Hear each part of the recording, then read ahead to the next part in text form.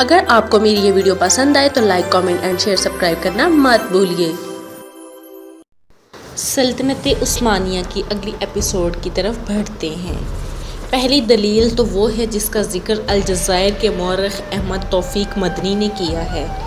انہوں نے آثار قدیمہ کو بنیاد بنایا ہے۔ ان کے بقول الجزائر میں ابھی تک ایسی دو چیزیں موجود ہیں جن کو دلیل بنایا جا سکتا ہے۔ ان میں سے پہلی چیز سنگ مرمر کی وہ تختی ہے جو شرشال کے قلعے کے دروازے پر رکھی ہوئی ہے، اور دوسری سنگ مرمر کی وہ تختی ہے جو الجزائر کے دارالحکومت میں واقع ہے۔ مسجد شواس کے دروازے پر نصب ہے۔ پہلی تختی پر بسم اللہ الرحمن الرحیم۔ یہ شرشال کا برج ہے جس کی تعمیر مجاہد محمود بن فارس ترکی نے امیر حاکم بامراللہ مجاہد فی سبیل اللہ اوروج بن یعقوب کی خلافت میں ان کی اجازت سے 1518 عیسوی میں ہوئی۔ ان کے الفاظ نقش ہیں جبکہ دوسری تختی پر یہ الفاظ کندہ ہیں۔ یوسف یعقوب ترکی ایک تیسری تختی بھی ملی ہے جس پر کسی عمارت کی تاریخ تعمیر کنندہ ہے جس کی بنیاد خیر الدین نے الجزائر میں 1520 عیسوی میں رکھی تھی۔ عروج کا لفظ معراج سے تعلق رکھتا ہے۔ اس بات سے اس قول کو تقویت ملتی ہے کہ عروج کی پیدائش معراج شریف کی رات کو ہوئی اور اسی مناسبت سے اس کا نام رکھا گیا۔ ترک عروج کا صحیح تلفظ نہیں کر سکتے، وہ اسے اوروج بولتے ہیں۔ عروج اور خیر الدین دونوں بھائیوں نے جو کردار ادا کیا، اس سے اندازہ ہوتا ہے کہ وہ جہاد فی سبیل اللہ کو بے حد پسند کرتے تھے اور شمالی افریقہ پر یورپی حملوں کو روکنے میں بڑے حریص تھے۔ عروج برادران نے نصرانی حملوں کے خلاف بحری مہمات میں حیرت انگیز کامیابی حاصل کی۔ انہی کی کوششوں کی بدولت شرشال، دہدانی، الجزائر اور بجائے 16ویں صدی کے اہم ترین بحری مرکز بن گئے جہاں سے بحری مہمات روانہ ہوتی تھی اور یورپ کے علاقوں کو تاراج کرتی تھی۔ اندلس کے مسلمان ملاح اور جہاز جب تحریک میں شامل ہوئے تو اس سے پہلے سے کہیں زیادہ تقویت حاصل کر لی، کیونکہ ان مہاجرین کو بحری علوم و فنون اور جہاز سازی کی صنعت میں خاصا تجربہ تھا۔ نصرانی حملوں کے خلاف دونوں بھائیوں کا مجاہدانہ کردار۔ عروج اور خیر الدین صغر سنی سے بحری جہاد میں شریک ہو گئے۔ شروع میں ان کی کارروائیاں بحر قبیل تک محدود رہی جہاں وہ 1510 عیسوی میں پیدا ہوئے، لیکن 16ویں صدی عیسوی میں جب صلیبی اور مسلمان فوجوں کے درمیان جنگ و جدل نے شدت اختیار کی تو یہ دونوں بھائی شمالی افریقہ کی طرف متوجہ ہوئے اور اپنی جنگی کارروائیوں کا رخ ان علاقوں کی طرف پھیر دیا۔ یہ وہ وقت ہے جب ہسپانیہ اور پرتگال شمالی افریقہ کے بہت سارے بحری مراکز اور بندرگاہوں پر اپنا جھنڈا لہرا چکے تھے۔ عروج اور خیر الدین دونوں بھائیوں نے مسیحی بحری قزاقوں کے مقابلے میں شاندار کامیابیاں حاصل کی، جن کی بدولت وہ یہاں کی کمزور اسلامی طاقتوں کی آنکھ کا تارا بن گئے۔ شاید انہیں جنگی کارروائیوں کی بدولت سلطان حفصی نے انہیں اجازت دے دی کہ وہ ٹیونس کے ایک غیر آباد جزیرہ کو اپنا مرکز بنائیں اور صلیبیوں کے خلاف جنگ آزما ہوں۔ سلطان حفصی ہسپانیہ کے حملوں سے تنگ آ چکا تھا اور مجبوراً اس نے اس دب کر صلح کر لی تھی۔ اس سے یہ بات بھی واضح ہو جاتی ہے کہ ان علاقوں میں ان دونوں بھائیوں کی مدد اور ان کے اثر و رسوخ کی بدولت ایک ایسا گروہ پیدا ہو گیا تھا جس نے الجزائر کی حکومت ان دونوں بھائیوں کے حوالے کر دی اور پڑوس کی بعض دوسری اقالیم پر بھی ان کا جھنڈا لہرانے لگا۔ بعض لوگوں کا گمان ہے کہ عروج اور اس کے بھائی کا الجزائر میں داخل ہونا اور اس علاقے پر ان کی حکومت کرنا سلطان کی رغبت اور خوشی سے نہیں تھا۔ ان کی دلیل یہ ہے کہ بعض طاقتیں ہمیشہ ان دونوں بھائیوں کا اور ان کے مددگار ترکوں کو جلا وطن کرنے کے لیے کوشاں رہی۔ بعض دوسروں کا خیال ہے کہ عروج اور اس کا بھائی الجزائر خود بخود نہیں آئے تھے، بلکہ وہاں کے باسیوں نے ان سے آنے کی درخواست کی تھی۔ وجہ یہ تھی کہ ہسپانیہ ان علاقوں پر تابڑ توڑ حملے کر رہا تھا اور وہ چاہتے تھے کہ بار بروسہ برادران انہیں ان حملوں سے بچائے۔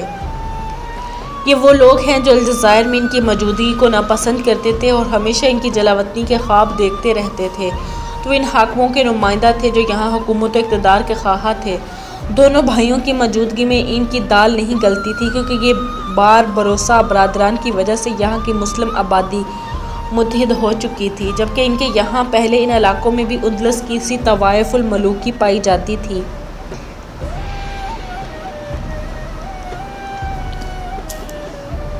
ملک کی غالب اکثریت دونوں بھائیوں کی حامی تھی اور ان علاقوں کی اکثر آبادی نے صلیبی حملوں کے خلاف باربروسا برادران کی جنگی مہمات میں شرکت کی۔ اس طرح کئی مقامی حکام جن کو ہسپانیہ کی طرف سے کیے جانے والے صلیبی حملوں کا احساس تھا، انہوں نے بھی ان برادران کی پوری حمایت کی۔ باربروسا برادران کا کردار 1512 عیسوی کے عرصے میں کی جانے والی ان کوششوں سے واضح ہو جاتا ہے جو بجائیہ کو ہسپانیہ قبضہ سے نجات دلانے کے لیے کی گئی۔ 1514 عیسوی میں جب برادران الجزائر میں داخل ہونے میں کامیاب ہوئے اور ہسپانیہ کی حلیف فوجوں کو یہاں سے مار بھگایا، تو انہوں نے جیجل کی بندرگاہ کو اپنی کارروائیوں کا مرکز بنایا جو الجزائر کے مشرق میں واقع ہے، تاکہ وہ یہاں سے ایک طرف بجائیہ کی آزادی اور دوسری طرف اندلس کے مسلمانوں کی مدد کے لیے جنگی کارروائیاں کر سکے۔ لگتا ہے کہ دونوں بھائیوں کو کسی طاقتور اتحاد کا سامنا تھا، جس کے نتیجے میں انہیں متعدد منظم جنگیں لڑنا پڑی۔ حالانکہ وہ ایسی جنگ کے عادی نہیں تھے، لیکن مجبوری تھی کیونکہ الجزائر کے استحکام کے لیے ایسا کرنا ضروری تھا۔ اس پر 1518 عیسوی میں عروج کی شہادت ایک ناقابل تلافی نقصان تھا۔ خیر الدین کو اب کسی ایسے حلیف کی ضرورت تھی جو اس کی مدد کرے تاکہ وہ الجزائر پر اپنا تسلط قائم رکھنے کے ساتھ ساتھ دشمنوں کا مقابلہ کر سکے اور سلسلہ جہاد کو آگے بڑھا سکے۔ دولت عثمانیہ سب سے زیادہ طاقتور مملکت تھی جس کے ساتھ اتحاد کر کے خیر الدین اپنی آرزوؤں کی تکمیل کر سکتا تھا۔ ایک تو اس وجہ سے کہ دولت عثمانیہ بحر متوسط میں بھرپور کردار ادا کر رہی تھی، اور دوسری اس وجہ سے کہ شمالی افریقہ کی مقامی طاقتیں اس کی ہمدرد تھیں اور ان کو قدر کی نگاہ سے دیکھتی تھیں۔ دولت عثمانیہ فتح قسطنطینیہ کے بعد سے یورپ کے خلاف مسلسل کامیابیاں حاصل کر رہی تھی۔ خیر الدین کا اس سے اتحاد مقامی طاقتوں کی نظر میں اس کی مقبولیت کو دوچند کر سکتا تھا۔ اس کے علاوہ جب خیر الدین نے دولت عثمانیہ سے امداد طلب کی تھی تو اس نے انہیں امداد دینے پر آمادگی ظاہر کر دی تھی، اور اس بات کا بھی عندیہ دیا تھا کہ اگر خیر الدین نصرانی کے خلاف کردار ادا کرے گا تو اسے مزید امداد بھی دی جائے گی۔ اسی طرح اندلس میں رہ جانے والے مسلمانوں کو امداد دینے کا بھی وعدہ کیا تھا۔ دین اور نظریے کی یکجہتی نے دونوں کو ایک دوسرے کے بہت قریب کر دیا، اور اس نظریاتی اتحاد نے دولت عثمانیہ کو جمہوری تائید حاصل کرنے میں بڑی مدد دی۔ چنانچہ جہاں آبادی خیر الدین اور دولت عثمانیہ کے مابین تھی، اس تحالف اور تقرب کو پسندیدگی کی نگاہ سے دیکھنے لگی۔ دوسری طرف سلطان سلیم کے دور حکومت میں دولت عثمانیہ کے حالات اس معاہدہ کے لیے بالکل موزوں تھے، بالخصوص جب عثمانی فوجوں نے عربی مشرق کی طرف رخ کر لیا تھا۔ جیسا کہ گزشتہ صفحات میں اس کی تفصیل بیان ہو چکی ہے، اس رجحان کو اختیار کرنے میں اس کا سب سے بڑا ہدف پرتگالیوں، ہسپانویوں اور یونان کے مقدس گھڑ سواروں کی کارروائیوں کا روکنا تھا۔ ظاہر ہے کہ دولت عثمانیہ ایسی کسی بھی طاقت سے معاہدہ کر سکتی تھی جو اس کے اہداف میں اس کی مددگار ثابت ہو۔ عثمانیوں کے ساتھ معاہدہ۔ علماء تاریخ کا اس بات میں اختلاف ہے کہ عثمانیوں اور باربروسا برادران کے درمیان معاہدہ کی ابتدا کب ہوئی۔ بعض مراجع ذکر کرتے ہیں کہ ساحل افریقہ کی طرف ان دونوں بھائیوں کو سلطان سلیم ہی نے بھیجا تھا، کیونکہ شمالی افریقہ نے سلطان سے امداد طلب کی تھی اور انہوں نے اس کی درخواست منظور کر لی تھی۔ اگرچہ روایت مورخین میں زیادہ مقبول نہیں ہے، لیکن اس سے یہ بات واضح ہو جاتی ہے کہ عثمانی بحر متوسط کے حالات سے غافل نہیں تھے اور وہ اس علاقے میں ہسپانیوں اور پرتگالیوں کے مذموم مقاصد کی تکمیل کی راہ میں رکاوٹ کھڑی کرنا چاہتے تھے۔ بعض مورخین کا خیال ہے کہ فریقین کے درمیان طے پانے والے اس تحالف کی ابتدا 1514 عیسوی میں اس وقت ہوئی جب عروج اور خیر الدین نے جیجل کی بندرگاہ کو فتح کیا اور دونوں بھائیوں نے سلطان سلیم اول کی خدمت میں قیمتی تحائف بھیجے جن پر انہوں نے شہر کو فتح کرنے پر قبضہ کر لیا۔ سلطان نے ان تحائف کو قبول کر لیا اور جواباً اپنی طرف سے 14 جنگی جہاز، ساز و سامان اور سپاہیوں کے بھیجے۔ سلطان کی طرف سے اس طرح کا جواب دونوں بھائیوں کی جنگی کارروائیوں کے سلسلے میں ان کی رغبت تھا ان کی رغبت کا آئینہ دار ایک گروہ کا خیال ہے کہ اس تحریک کے ساتھ عثمانیوں کا تعاون 1518 عیسوی میں عروج کی وفات کے بعد شروع ہوا، جس وقت کہ 1519 عیسوی میں عثمانی سلطان مصر سے واپس استنبول لوٹے۔ لیکن جس رائے کو زیادہ ترجیح حاصل ہے وہ یہ ہے کہ عثمانی اور اس تحریک کے درمیان روابط عروج کی شہادت سے پہلے تھے، بلکہ اس سے بھی پہلے جب عثمانیوں نے شام اور مصر کو فتح کیا۔ اس کی تفصیل یہ ہے کہ بجایا کی ناکامی کے بعد دونوں بھائیوں نے عثمانیوں کے ساتھ معاہدہ اور ان کی مدد کی ضرورت کو شدت سے محسوس کیا۔ اس طرح جب جیحل میں ان کا محاصرہ کر لیا گیا اور حفصی فوجوں جو ہسپانیوں کے حلیف تھی اور سالمی تومی حکم الجزائر کی فوجیں جنہیں ہسپانیوں کی مدد سے حاصل تھی، دونوں بھائیوں کے خلاف برسرِ پیکار ہے۔ ہسپانوی اور مقدس یوحنا کے گھڑ سوار ان کے علاوہ تھے جنہوں نے سمندر میں ان کا محاصرہ کر رکھا تھا، تو ایسے میں عثمانی امداد پہنچنا کسی نعمت سے کم نہیں تھا۔ اس امداد کی وجہ سے دونوں بھائیوں کی جنگی کارروائیوں کو خاصی مدد ملی اور اس قابل ہو گئے کہ الجزائر میں داخل ہوں۔ عثمانیوں نے دونوں بھائیوں سے اس بات پر اتفاق کیا کہ انہیں جس قدر ممکن ہو جلد از جلد الجزائر میں داخل ہو جانا چاہیے، کیونکہ دیر ہونے کی ضرورت نہیں۔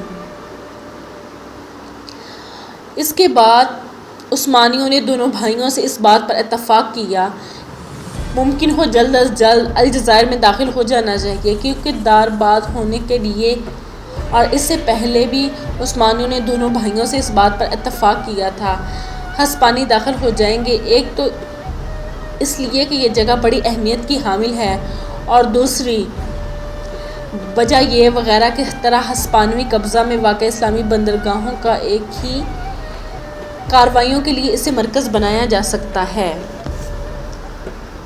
عثمانی امداد کی بدولت عروج الجزائر میں داخل ہونے میں کامیاب ہو گیا، اور جب اسے یقین ہو گیا کہ یہاں کے حاکم نے ہسپانیہ سے امداد طلب کی ہے تو انہیں حاکم کو مقتول ہوا، تو انہوں نے حاکم کو قتل کر کے قصہ پاک کر دیا۔ عروج نے شرشال کی بندرگاہ کو بھی اپنی قبضہ میں لے لیا، اور اس طرح الجزائر کی فضا اس کے حق میں سازگار ہو گئی۔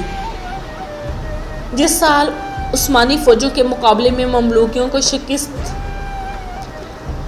ہوئی، اسی سال یعنی 1516 عیسوی میں الجزائر میں عروج کی ہاتھ پر بیعت کی گئی۔ اگرچہ سلطان عثمانیوں حوصلہ افزائی نہ کرتا اور مکمل باتیں لوگوں کے امداد کے ساتھ دولت عثمانی کی طرف امداد نہ پہنچتی، تو دونوں بھائیوں کے لیے اتنی شاندار فتوحات حاصل کرنا ناممکن نہیں تھا۔ جیسا کہ گزشتہ طور میں بیان کیا گیا، دونوں بھائی مختلف فوجوں کے مقابلے میں بجایا میں داخل ہونے کا ناکام رہے تھے۔ ہسپانیوں اور مقامی مختلف سرداروں پر،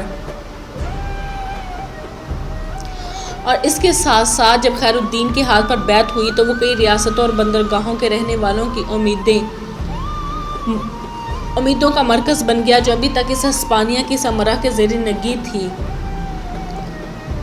سب ریاستوں اور بندرگاہوں کے رہنے والوں کی امیدوں کا مرکز کچھ یوں تھا۔ سب سے پہلے جن لوگوں نے خیر الدین سے مدد کی درخواست کی وہ طلبستان کے لوگ تھے، اگرچہ مقامی لوگوں کا خیر الدین سے امداد طلب کرنا ہی اس بات کے لیے کافی تھا کہ خیر الدین طلبستان کے امور میں مداخلہ کر سکتا ہے، مگر طلبستان کے موقع کی اہمیت اور اس کے ساتھ ساتھ نظریہ الجزائر پیش وغیرہ نہیں ہونے چاہیے، اس معاملے میں اپنا عمل دخل ہونا شروع ہو گیا ہے، اور ان لوگوں کا مدد طلب کرنا اس کام کو جلدی سر انجام دینے میں اس کی مدد کرے گا۔ خیر الدین نے ایک بہت بڑا لشکر تیار کیا، 1517 عیسوی میں ان کی قیادت کرتے ہوئے طلبستان کی طرف روانہ ہو گیا اور اس کی طرف جانے والے راستے کو پرامن بنا دیا۔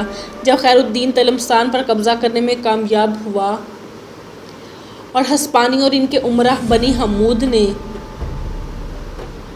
واپس لے لیا، اس لڑائی میں خیر الدین کا ایک بھائی اسحاق شہید ہو گیا۔ اس طرح عروج اور اس کے بہت سارے آدمی شہر کے محاصرہ سے باہر نکل آئے، اور یہ 1518 عیسوی کا کاٹ ہے۔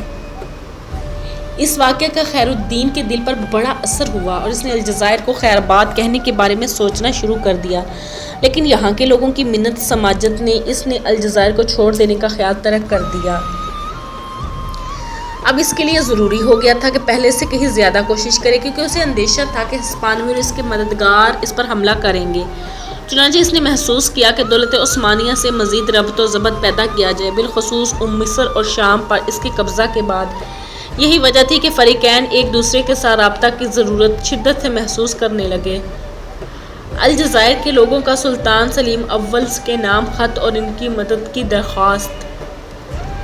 یہ دستاویز توپ کابی سرائے استنبول کے میوزیم میں موجود ہے، جس کا نمبر یہ ہے 4656۔ یہ دستاویز ایک خط سے عبارت ہے جو الجزائر کے لوگوں کی طرف سے لکھا گیا، ان میں سے ہر درجہ کے لوگ تھے۔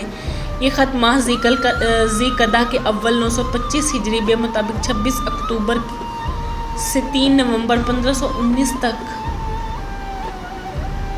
اس کے علاوہ جب وہ مصر اور شام سے استنبول پہنچیں گے، اس کا خط کا مقصد الجزائر کا دولت عثمانیہ سے رابطہ قائم رکھنا ہے۔ خط